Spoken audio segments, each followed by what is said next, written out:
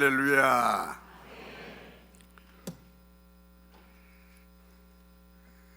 제가 생일이 12월 달이다 보니까 교회 은퇴도 12월 달에 했습니다.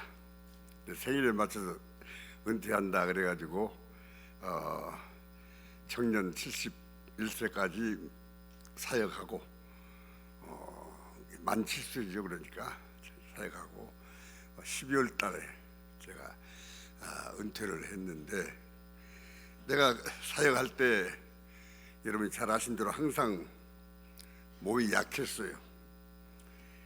그러나 늘 하나님 앞에 내가 기도하면서 사명을 가진 사람은 사명을 마칠 때까지 절대로 죽지 않는다, 그런 마음 가지고 사역을 했는데, 이제 사명을 다 마쳤으니까 얼마 아니면 하나님이 나를 데려가시겠다 생각을 했더니 금년 13년 차 은퇴하고 13년 차 살았습니다. 이제 14년 차로 들어갑니다. 여러분들은 나를 보면 별로 안 놀라시는데, 내 건강을 아는 의사들은 나를 볼 때마다 놀래요. 여러분 가운데서 나같이 폐 한쪽이 없는 사람은 아마 없을 거예요. 26세 때 폐 한쪽을 드러내는 그런 수술을 했어요. 그리고 오늘까지 84세까지 하나님의 은혜로 건강하게 잘 살고 있습니다. 더러 뭐 감기 좀 아프고 약간의 좀 아플 때는 있었지만은 한 번도 병원에 입원해 본 일이 없습니다. 이 수술 이후에 하나님이 건강을 딱 붙들고 계세요. 그래서 내 건강을 아는 의사들은 나를 보면은 아이고, 기적의 인물을 오늘 또 뵙습니다 그래요. 의사들이 놀래요. 근데 여러분들은 나를 봐도 한 사람도 놀란 사람이 없어. 제가 살아서 이만치 건강하다는 그 자체가 의사들이 기적이라고 그러는데, 하나님의 기적 속에서 살아왔고 또 사역도 해왔고 지금도 살고 있습니다. 할 일을 다 마치고 이제 할 일이 별로 없는데, 지금 할 일이 한다 그러면 제가 은퇴하고 물러난 다음에 내가 교회를 위해서나 성도들 위해서 무슨 할 일이 없을까 하고 생각을 해봤더니 기도하는 일밖에 없더라고요. 그래서 우리 집사람하고 하여튼 하늘나라 갈 때까지 새벽 기도는 절대로 빠지지 말자. 우리가 교회를 섬기고 우리 성도들을 섬기는 것은 기도밖에는 없다, 그렇게 생각하면서 이제 새벽 기도 안 빠지고, 제 생각으로는 거의 안 빠집니다. 안 빠지고 오늘까지 이렇게 신앙생활을 하면서 하나님 앞에 이렇게 기도하는 데 좀 쓰임을 받는 것이 아닌가, 그런 생각도 해봅니다. 우리 목사님이 또 이렇게 늘 가끔 이렇게 한 번씩 말씀을 증거할 수 있는 기회를 주셔서 감사를 드립니다. 사실 강단에 안 쓰려면 힘들기도 하지만 이 강단이 또 그립기도 해요, 제가. 그래서 오늘 또 우리 다회장 목사님께서 말씀을 증거할 수 있는 기회를 주시고, 하나님이 금년 생일 때도 말씀을 증거할 수 있는 건강 주시고 또 좋은 기회를 주시는 것을 감사하면서 함께 은혜를 받고자 합니다. 제목은 예수님 안에 있는 부요. 예수님 안에 있는 부요, 그런 제목을 가지고 말씀을 드리려고 합니다. 이 본문 말씀 될 수 있으면 여러분들이 집에 가서 다 암송했으면 좋겠어요. 자주 암송했으면 참 좋겠어요. 우리 주 예수 그리스도의 은혜를 너희가 알거니와 그는 부요하신 자로서 너희를 위하여 가난하게 되심은 그의 가난함을 인하여 너희로 부요케 하려 하심이니라. 너희로 부요케 하려 하심이니라. 여러분들 날마다 암송해야 안 적었습니까? 이 부요의 복을 나에게 주신다고 약속하지 않았습니까? 하나님, 이 부요의 복을 나에게 주십시오. 날마다 기도할 때마다 아마 이 기도하시면 참 좋으리라 생각을 합니다. 부요의 복, 예수님 안에 있는 부요의 복. 그는 근본 부요하신 분이신데 너희를 위해서 가난하게 되셨다.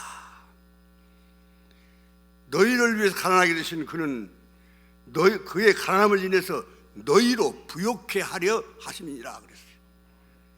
우리가 부요해져야 되겠죠? 우리 주님이 그렇게 말씀하셨어요. 너희를 부요케 하려고 내가 가난해졌다.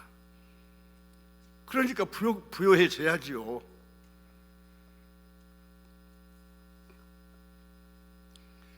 우리 하나님은 우리 그리스도 안에서 구속받은 성도들을 지극히 사랑하십니다. 하나님은 우리 성도 한 사람 한 사람을 그리스도 안에서 지극히 사랑하셔서 우리가 부요하고 윤택하고 행복하게 인생을 살기를 원하십니다. 내가 원하기 전에 하나님 아버지가 그것을 원하신다고 말이에요.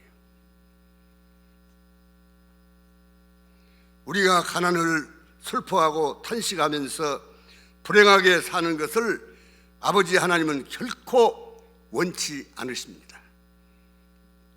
그런데 문제는 어디가 있느냐? 왜 성도들이 부요한 삶을 못 사느냐?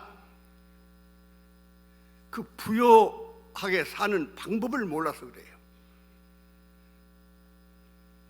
또 부요가, 여기 가르치는 부요가 무엇임을 바로 깨닫지 못해서 그래요.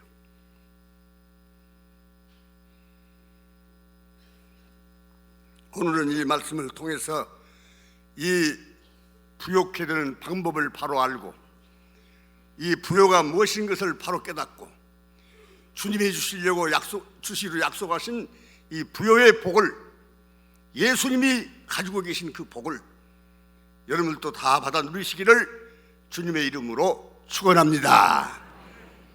첫째는 예수님은 부요하였으나 가난하게 주셨다 그랬습니다. 부요하셨으나 가난하게 주셨다. 예수님은 본래 부유하신 분이신데 철저하게 가난하게 주셨어요. 예수님은 얼마나 부유하신 분이신가? 온 천지가 다 예수님의 것이에요. 천지 만물을 창조할 때도 성부, 성자, 성령 하나님이 함께, 삼일째 하나님이 함께 창조하셨어요. 하나님이 말씀으로 천지 만물을 창조하셨는데 그때 예수님은 말씀으로 존재하셨어요.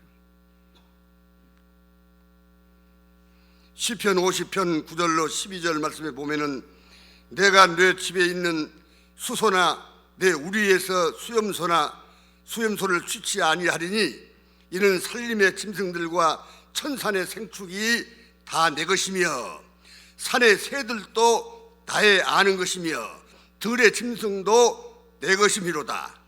내가 가령 줄여도 력에 이르지 않을 것은 세계와 거기 충만한 것이 다 내 것이미로다. 무엇이 내 것이라고요? 세계와 거기 충만한 것이, 이 우주에 충만한 모든 것이 다 내 것이라고 그렇게 오늘 이 말씀에서 말씀하고 있습니다. 그런데 예수님은 우리를 위해서 가난하게 되셨다고 그랬습니다. 예수님은 얼마나 가난하셨습니까?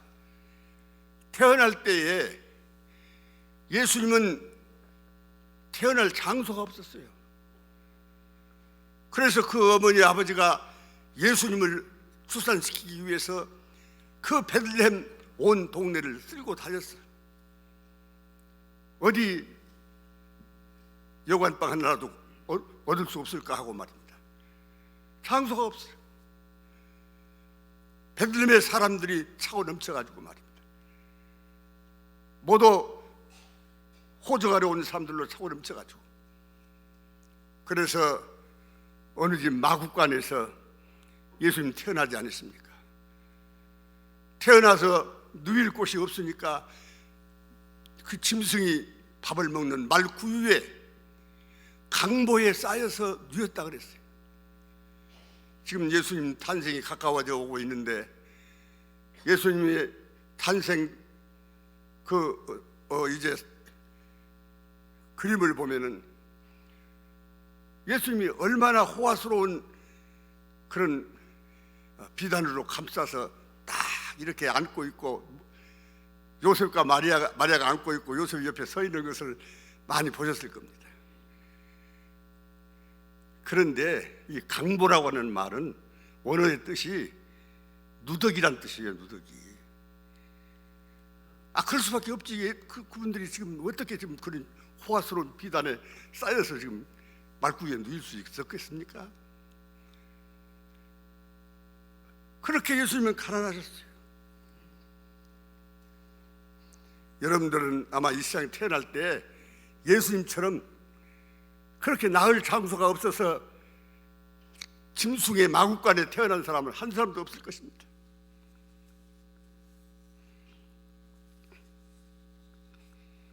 예수님은 마구간에 태어났었어요. 만일 당신이 원하신다면 이제 왕국에 태어나실 수 있고, 이 세상에 유명한 재벌 집안에 태어날 수도 있는 그런 분이신데, 예수님 태어날 때에 금으로 만든 요람 속에 태어날 수도 있었을 것인데, 천사가 수종드는 가운데서 세상에 태어났을 수도 있었을 것인데, 예수님은 태어날 장소가 없었습니다. 빌립보서 2장 6절로 8절에 보면, 그런 큰 분 하나님의 본체시나 하나님과 동등됨을 쥐약서 여기지 아니하시고 자기를 비어 종의 형체를 가져 사람들과 같이 되었고 사람의 모양으로 나타나셔서 죽기까지 복종하셨으니 곧 십자가에 죽으심이라. 그는 근본 하나님의 본체시라고 그랬어요. 하나님의 아들이고 하나님의 본체시예요.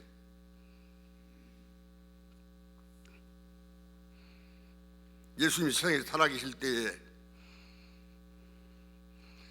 세상을 창조하신 우리 주님이 하신 말씀을 보면은, 공중에 나는 새도 기들일 곳이 있고 여우도 굴이 있건만 인자는 머릴 곳이 없다고 그렇게 말씀을 하셨어요.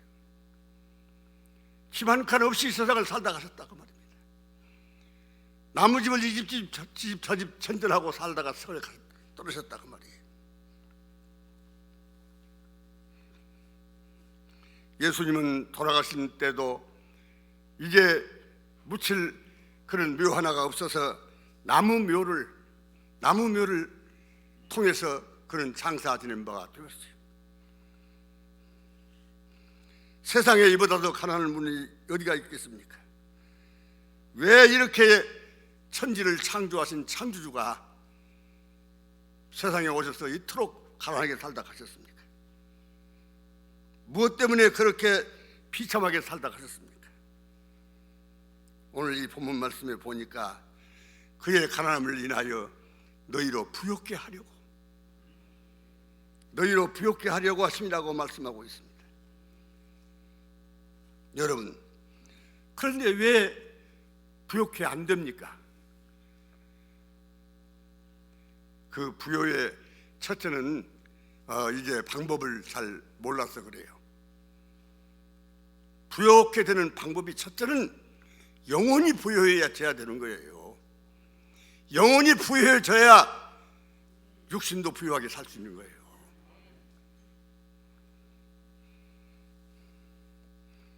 사랑하는 성도 여러분, 우리 성도들은 영혼이 잘 되고 범사가 잘 되고 강건한 복을 사도 바울은 가이오 장로에게 빌었는데, 이 축복이 영혼이 잘되고 범사가 잘되고 강건하기를 내가 간구하노라 하는 이 축복이 우리 모든 성도들에게 임하기를 주님의 이름으로 축원합니다. 두 번째로는 예수님은 우리를 위해 가난하게 되셨습니다. 왜 예수님께서 그렇게도 가난하게 되셨냐 하면, 앞에서 말씀드린 대로 우리를 위해서라고 그랬습니다. 여러분, 인간들은 원래 하나님이 창조하실 때에 아담 하와가 에덴 동산에 살았습니다. 에덴 동산은 지상의 낙원이었습니다. 하나님과 함께 사는 동산이었습니다. 그 에덴 동산에는 부족한 것이 없는 곳이었습니다. 그런데 인간들이 사탄의 꼬임에 빠져가지고 범죄한 다음에 에덴 동산에서 내어 쫓겼습니다. 광야와 같은 세상으로 내어 쫓겼습니다. 그때부터 그들은 피땀 흘리고 노력을 해야 겨우 먹고 사는 그런 가난 속에 빠졌습니다. 여인들은 해산의 고통을 당해야 되었습니다. 다시 말하면 질병의 고통도 왔다고 말이에요.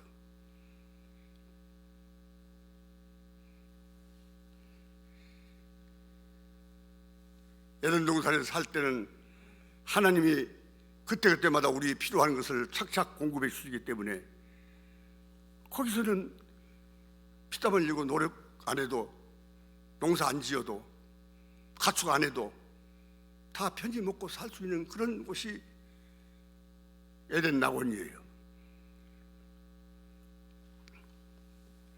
우리는 바로 그런 곳을 지금 사모하면서 살고 있습니다. 하나님이 함께 사는 곳이 천국이에요. 에덴 낙원이 바로 지상 낙원이고 천국이었어요. 그러니까 하나님과 함께 살아야 그곳이 부족한 것이 없는 천국인데, 아무 고통도 근심도 가난도 질병도 고통도 그런 없는 곳이 천국인데 범죄하면 그렇게 되지 않습니까? 예수님이 세상에 오신 것은 우리의 죄를 담당하시고 십자가에 죽으시고, 그리고 우리를 구속해서 다시 의롭다함을 얻게 하시고 하나님의 자녀가 되게 하시고, 다시 우리로 하여금 그 에덴 동산의 그 잃어버린 부요를 다시 회복시켜 주시고,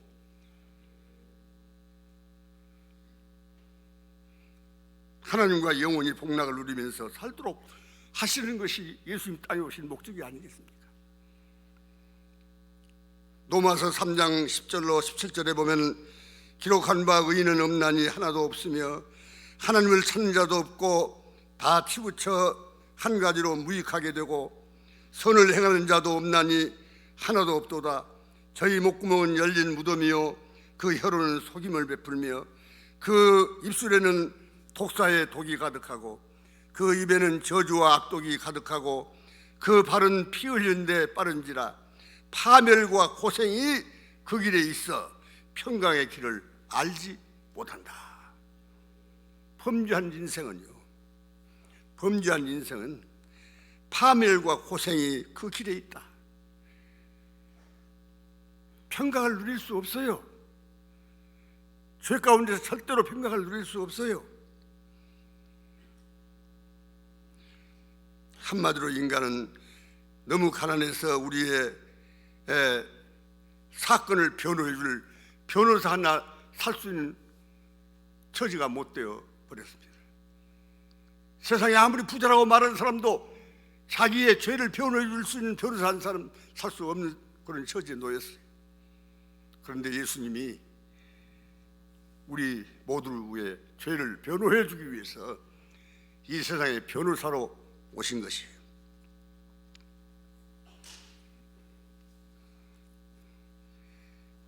너무 가난해서 이 몸과 영혼과 양심을 가리울 수 있는 한 벌 옷도 우리는 가지고 있지 못했습니다. 여러분이 잘 아시죠? 아담 하와가 애동산에 쫓겨나가지고 자기들의 부끄러운 수치를 알게 되었습니다. 죄를 짓고 나니까 자기들의 부끄러운 수치를 알게 되었어요. 그래서 무화과나무 이파리를 꺾어서 엮어가지고 그것으로 옷을 만들어서 부끄러운 수치를 가렸습니다. 그래 그것이 몇 조금이나 가겠습니까? 얼마 몇 시간도 못 되어서 그것이 말라서 부서져 버리고, 하나님께서는 아담 하와를 찾아와가지고 양을 잡아서 그 피를 흘려가지고 그 가죽으로 그들의 옷을 지어 입혔습니다. 우리가 입는 옷 가운데는 세 가지 종류가 있죠. 광물성으로 만든 거 있고, 식물성으로 만든 거 있고, 동물성으로 만든 거 있고 그러죠. 광물성 여러분 잘 아신 대로 이제 석유로 만든 그 섬유질이죠. 식물성 여러분 잘 아시죠. 무명 옷이나 삼배 옷이나 그런 옷들이죠. 동물성은 무엇입니까? 짐승의 가죽이나 털로 만들어 입은 옷이죠. 그중에서 제일 좋은 옷이 무슨 옷이겠습니까? 동물성이죠. 하나님께서는 짐승을 잡아서 그 피 흘려서 그 가죽으로 옷을 지어 입혔어요. 그런데 이것이 곧 예수 그리스도를 상징하는 것입니다. 예수 그리스도를 상징하는 것이에요. 예수님이 피 흘려서 우리 죄값을 갚아주시고 우리에게 의의 옷을 입혀주시기 위해서 예수님은 세상에 오신 것이에요. 그런 거로 에덴 동산에 그 짐승은 예수 그리스도를 예표하는 것이에요. 예수 그리스도를 통해서 우리에게 입혀주신 의의 옷만이 우리의 죄를 가리울 수 있는 것이에요. 인간의 의로는 가리울 수 없는 것입니다. 아무리 선한 일을 많이 했다 할지라도 그것은 우리 죄가 다 가려질 수가 없어요. 하나님의 의, 예수 그리스도의 보혈 피로 값주고 사신 그 의의 옷, 그 옷을 가리켜서 칭의의 옷이라 그럽니다. 칭의. 그래서 우리 조유신학에서는 그 의를 칭이라 그래요. 왜 칭이라고 그러냐? 의롭다 칭해줬다 그 말이에요. 하나님께서 우리에게 의롭다 칭해 주셔서 우리가 의인이 된 것이지 우리가 근본적으로 죄인이에요. 죄인이야. 오늘 여기서 회개하고 돌아서 또 곧 집에 가면 곧 또 죄를 지어. 육신을 입고 있는 동안에 우리는 죄를 완전히 떨쳐버릴 수가 없어요. 예수 믿을 때, 예수 믿기 전에 지은 죄는 다 용서받았다 할지라도 살면서 날마다 죄 속에서 살아. 그러면 또다시 주님이 칭의 옷으로 입혀주시고 또다시 입혀주시고 성령의 감동으로 우리 죄를 회개시켜주시고 또 의의 옷을 입혀주시고 또 회개할 수 있게 하시고 또 의의 옷을 입혀주시고, 우리 예수님이 이제 우리가 마지막 천국 갈 때 어린 양 혼인잔치를 한다고 계시록 19장에 말씀하고 있습니다. 신부가 예비되었으니 곧 의의 옷을 입었도다. 칭의의 옷이에요. 그 옷을 입지 않고는 혼인잔치 참석할 수가 없어요. 예수 믿지 않고는 그 혼인잔치 참석할 수가 없어요. 억만금을 주고라도 우리 죄를 다 속량할 길이 없는 것이요.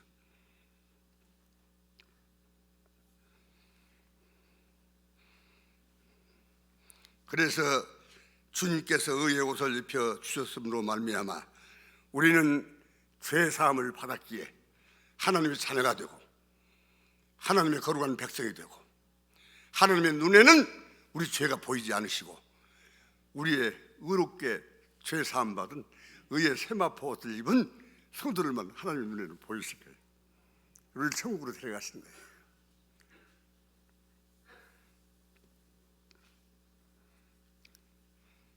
사랑하는 성도 여러분, 이 신령한 복을 먼저 받아야 돼요. 이 죄사함의 복을 먼저 받아야 돼요. 이 의의 옷을 입는 것을 먼저 배워야 돼요.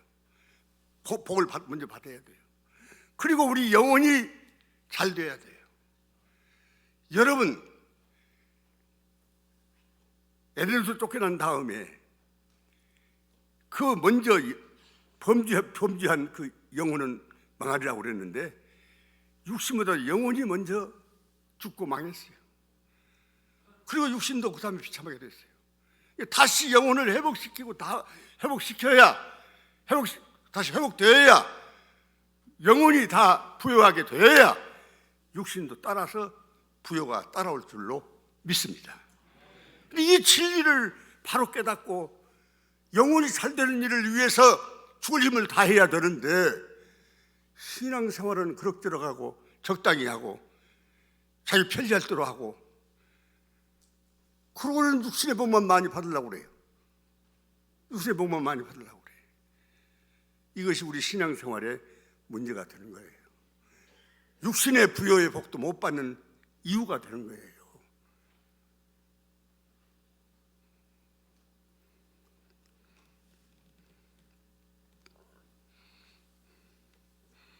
영혼의 복을 먼저 받아야 됩니다. 영혼의 복을. 아가도 요한 3서에 있는 갈리오의 이야기를 했습니다마는 영혼이 잘됨 같이 범사가 잘되고 강건하기를 내가 간구한다. 영혼이 잘됨 같이, 그 말은 영혼이 잘되어 있으니까 이제는 내가 범사가 잘되고 또 강건하기를 내가 간구한다. 그렇게 사도 바울이 축복을 빌었거든요. 주의 종들이 여러분들에게 축복을 빌어도 여러분의 영혼이 먼저 잘 되어 있어야 다른 육신의 복 비는 것이 다 그대로 이루어지는 거예요.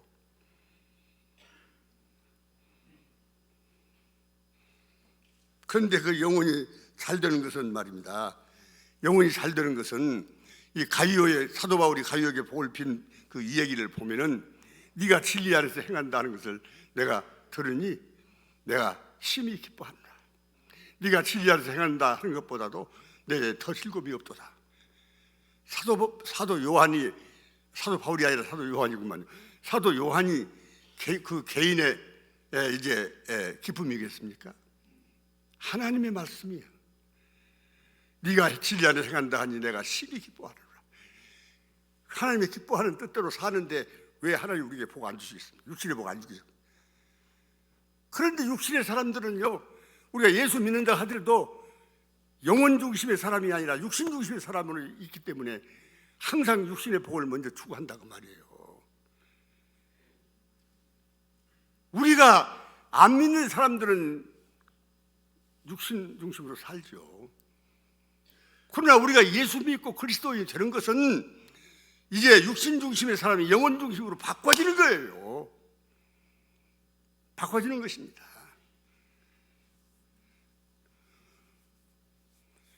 그래서 우리가 진리 안에서 사는 생활을 행할 때에 영혼이 잘 되어 있는 증거거든요. 진리 안에서 행한단 말이 무슨 말입니까? 첫째로 제일 중요한 것은 하나님을 잘 섬기고 하나님을 가까이 모시고 하나님과 늘 교제하고 기도하고 하나님의 거룩하신 뜻을 깨닫기 위해서 성경 말씀을 늘 묵상하고 배우고 하나님의 사자가 말씀을 증거해 주면 그 귀 기울여서 그 말씀을 듣고 가슴에 새기고 한 귀 듣고 한 귀를 흘러버리지 말고 그리고 그 진리의 말씀을 내 생활에 옮기라고 말이에요. 그 진리의 말씀은 성경 전체를 말하거든요. 육신에 관계되는 진리의 말씀도 많이 있어요. 그러나 하나님과 관계되는 영적인 진리의 말씀을 먼저 우리가 마음에 새겨야 돼요.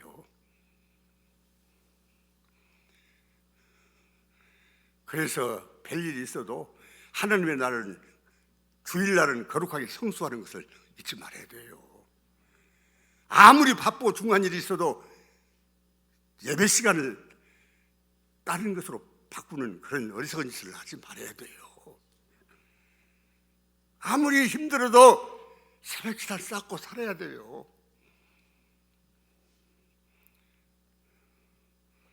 제가 목회할 때도 항상 그런 말씀 드렸지만은 새벽 기도에 못하면 저녁이라도 나와서 기도하라고 그래야 그러잖아요. 하루에 한 번씩 성전을 다녀가는 것이 중요하다. 왜? 집에서 기도할 수 있어요. 직장에서 기도할 수 있어요. 산에서나 들에서 기도할 수 있어요. 성전 기도가 제일 중요한 것이에요. 우리 주님 그러지 않았습니까? 내 아버지 집은 만민의 기도하는 집이라고. 성전 기도가 중요한 것이에요. 내가 예배당 칠 때 성전 제 머릿돌 새길 때 거기 기록하지 않았습니까? 내 아버지 집은 만민의 기도하는 집이라고.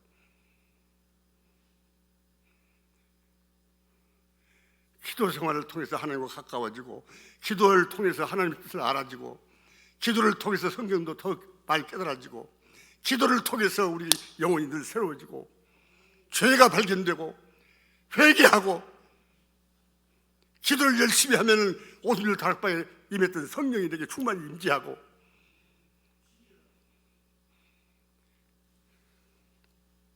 그래서 우리 신앙생활, 우리 영적인 생활, 하나님과의 교제의 생활, 하나님 말씀 중심의 생활이 먼저 이제 충만해져야 돼요. 부유하게 돼야 돼요. 예수님을 영접하는 것이 우리가 예수 믿는 것이죠. 예수님을 영접해서 내 마음에 모시는 것이죠. 예수님이 내 마음의 왕좌에 와 계시고, 내 마음을 예수님께서 충만하게 다스리고 지배할 상태에 들어가야 되죠. 그건 예수님 이름으로 오시는 성령님이 내 마음속에 오시고 성령으로 충만해지는 것이죠. 내 마음과 생각을 성령님이 지배하시죠. 그래서 우리가 하나님 중심, 말씀 중심, 교회 중심의 신앙생활을 하라 그러는 거예요. 그렇게 해가지고 영혼이 먼저 잘 되면 마음이 평안해지고, 먼저 기쁘고 감사가 넘치고, 우리 믿음이 이제 새로워지고 강해지는 것이에요. 영혼 중심의 믿음. 그렇게 되어 가면서 내 마음에 벌써 축복이, 영혼이 잘 되는 축복이 오거든요. 그 마음에 기쁨이 충만해져 버려요. 그리고 내 마음에 만족감이 생겨나요.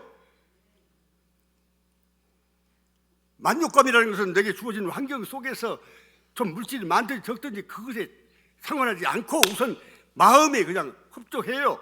마음이 부자가 되고 있어요. 그러면 육신의 복은 자연적으로 그 사람에게 필요한 만큼 옵니다. 그런다고 해서 무한정 주는 것은 아니에요. 필요한 만큼 줘요. 그 사람의 신앙의 그릇이 자기 개인 생활하고 자기 자녀들하고 살고 교육시키고 할 수 있는 정도만 필요하면 그만큼 주시죠. 그 일용한 양식이에요, 그것이. 그리고 그것만 또 원해야 돼요. 그렇죠. 우리 주님께서 일용한 양식을 구하라고. 그런데 더 많은 것을 구해요.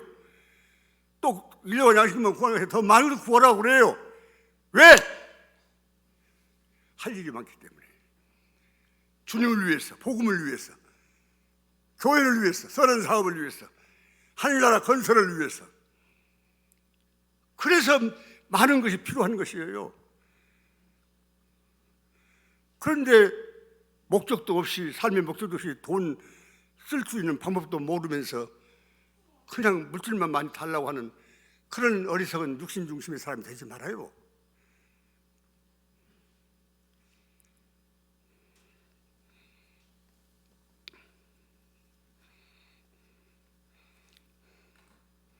사랑하는 성도 여러분, 우리 성도들은 먼저 영혼이 잘 되고, 그리고 난 다음에 범사도 잘 되고 강건한 복을 누리는 성도들이 되시기를 주님의 이름으로 축원합니다. 세 번째로는 우리는 예수 그리스도 안에서 부요를 누려야 돼요. 부요를 누려야 돼. 부요를 주어도 누릴 줄을 몰라. 물질을 주어도 쓸 줄도 몰라.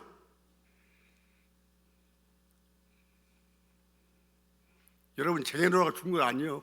돈 여유가 있는 분들은 주님을 위해서 쓰라고 주신 것이에요. 쓰면 또 주시고 또 주시고 계속 채워줄 것인데 그놈이 아까워서 그냥 벌벌 떨고 쟁여놓고 그냥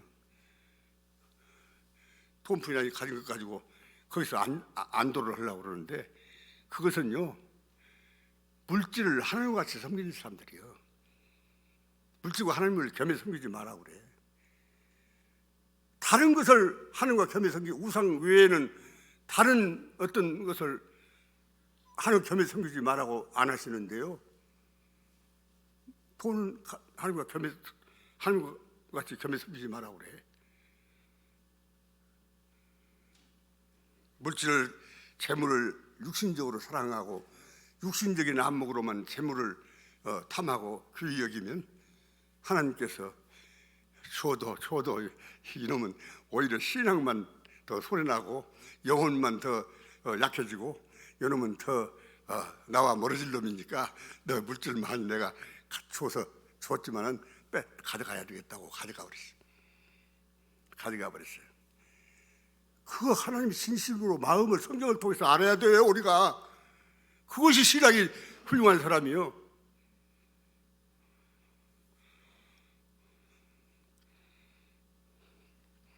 성경 말씀대로 가리게 쓸 때 그 물질이 더 넘쳐나고 내 삶도 더 풍성해지고 더 보람 있는 삶을 살고 더 감 있는 삶을 살고 더 하나님 잘다운 삶을 살고 그렇게 살아가는 거예요. 솔로몬이 말하기를 가산이 적어도 여호와를 경외하는 것이 크게 부하고 번뇌하는 것보다 나으니라. 우리는 일단은 내 개인을 위해서는 일용할 양식을 구하라겠습니까? 내가 일상 먹고 살 수 있는, 자녀들 양육하고 살 수 있는 정도의 물질이 있으면 그것으로 만족할 수 있는, 내 개인적으로는 그것으로 만족할 수 있는 그런 신앙이 돼야 그것이 부유한 사람이야. 많이 가지고 있다가 부유한 사람이 아니야. 많이 가지고 있어도 그거 안 쓰면 그건 내 것 아니야.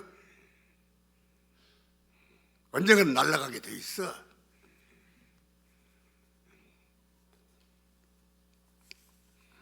여러분, 우리 성도들은 영혼이 먼저 잘 돼야 되는데 이것은 믿음의 부자를 말하는 것이고 사랑의 부자를 말하는 것이고 감사의 부자를 말하는 것이.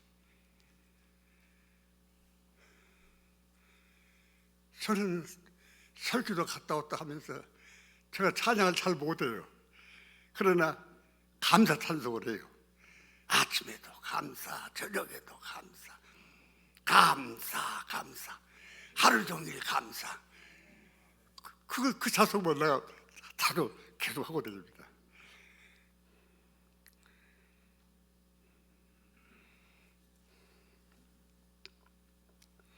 사랑하는 성도 여러분, 오늘 이 주신 말씀들을 마음에 깊이 새기시기 바랍니다.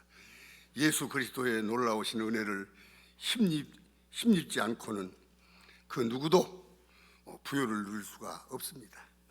가져도 부요가 아니요 소유에서 부요가 아닙니다. 오직 주님의 마음으로만 부요해 줄 수 있는 것입니다. 먼저 영혼이 부요해져서 우리의 현재 상태에서도 만족할 줄 알고 하나님의 능력을 따라 믿음의 부요, 사랑의 부요, 감사의 부요를 누리면서 인생을 행복하고 감있게 사는 우리 성도들이 되시기를 주님의 이름으로 축원합니다. 기도하겠습니다.